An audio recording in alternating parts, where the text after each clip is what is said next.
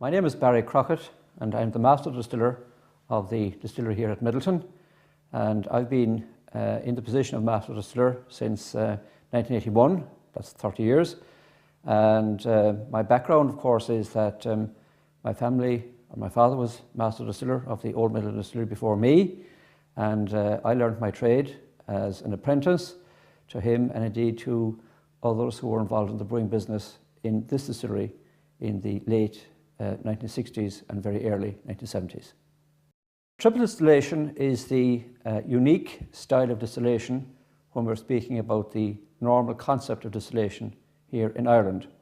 The concept of triple distillation really commenced around 1780, 1790 when the distilleries became quite large operations.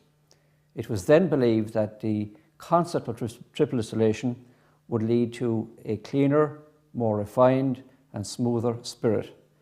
Well, the difference between distilling now and the way it would have been carried out in Bow Street, really there aren't that many great differences, to this extent that the Bow Street distillery continued its life as a distillery up to the mid-1970s. And in my experience, although I never worked in Bow Street, I did work in its sister distillery in Johns Lane, which is the Powers Distillery. The equipment and the still design and shapes were obviously the same styles of stills which had been put in about 1791.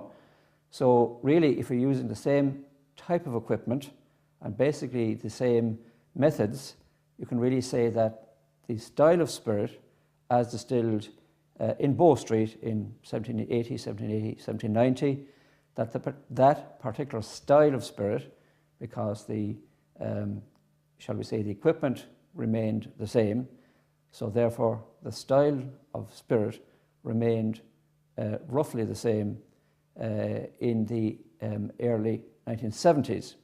So the question then becomes, is there a change from the early 70s through to today?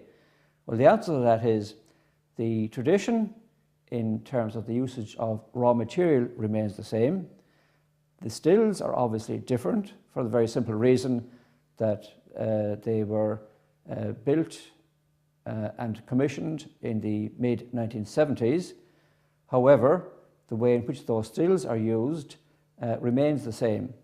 The only difference per se is that the quality of the spirit is cleaner and more refined and sweeter today than would have been possible with older equipment, shall we say, in the 1780s, 1790s.